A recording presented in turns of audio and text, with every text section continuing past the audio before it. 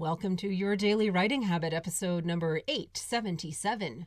If you are writing a book or thinking about it, or maybe you've started writing your book but you need some help getting it done, you are in the right place. Good morning. Happy Thursday, everyone. I'm your host, Christine Whitmarsh. If you're looking for me online, look for Christine Inc., like that stuff we write with.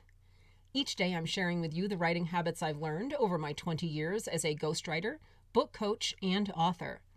I have found that three things in particular have a huge impact on your success as an author, and they can even turn a quote-unquote non-author into a published one.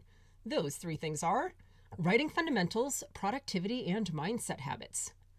Here's today's quote. A coach is someone that sees beyond your limits and guides you to greatness. Michael Jordan.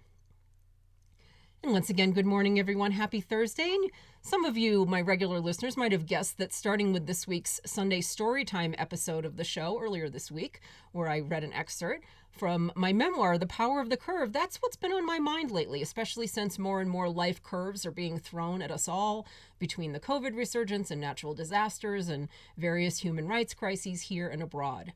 As the tagline for my book goes, the power of the curve is about finding strength in life's surprises. So zooming out from that, the value of the book to readers, from a writing standpoint, I learned many lessons while writing The Power of the Curve, lessons that I hope can benefit you as authors. So what did I learn from combing through the most personal moments of my life and airing them out and extracting things for others to learn from? Here are three big lessons that I learned from writing my memoir. Number one, the hard parts weren't what I thought they would be. The most dramatic, life-altering moments were actually easier for me to write about than the more minor everyday occurrences. For instance, the life choices I found myself feeling a little embarrassed about. It wasn't the huge life and death things that I hesitated to share. Nope, it was the, oh my God, what was I thinking, stupid little things. For example, the ex-almost fiance, the uncomfortable life choices. In the end, though, I'll admit it felt very healthy to get those things out of my system onto paper in the name of closure and self-awareness.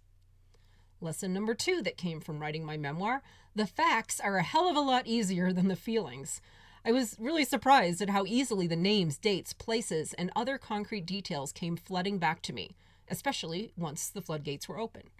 But attaching those facts to the feelings brought forth by those situations at the time and in retrospect was a little trickier.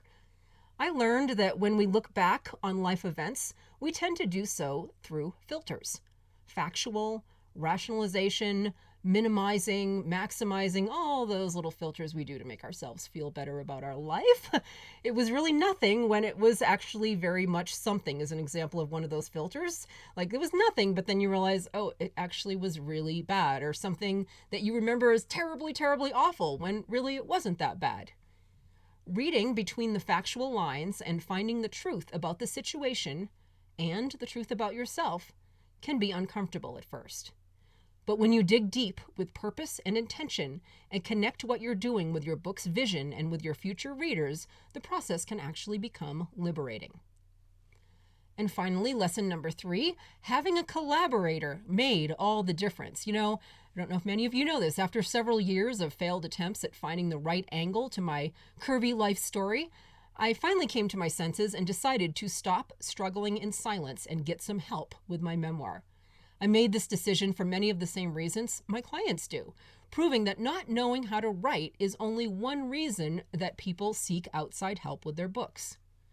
Working with another person gave me the objective, professional, kind of literary therapist I needed to organize and really see the events of my life in a new light, to tell my story cohesively and creatively, to extract deeper meaning along the way. I needed someone to talk this out with, and I don't see how I could have done it without her. Yes, I might have eventually written my memoir on my own, but it wouldn't be nearly as powerful as the finished product is now because of our collaboration. In full disclosure, that's exactly what I do for a living as a book coach. As many of you know, as a book coach and a ghostwriter, I help other people see what they might not have seen about their stories, about their books, and then help them get those books done. So I'll drop a link in the show notes if you want to learn more about what I do and if you want to contact me to chat. So as always, thank you for joining me here on Your Daily Writing Habit, where I am helping you write and finish writing an awesome book. And please drop by my Ink Authors group on Facebook. Let us know how it's going. Let us know how we can support your writing goals. Ink Authors on Facebook. Until tomorrow, happy writing.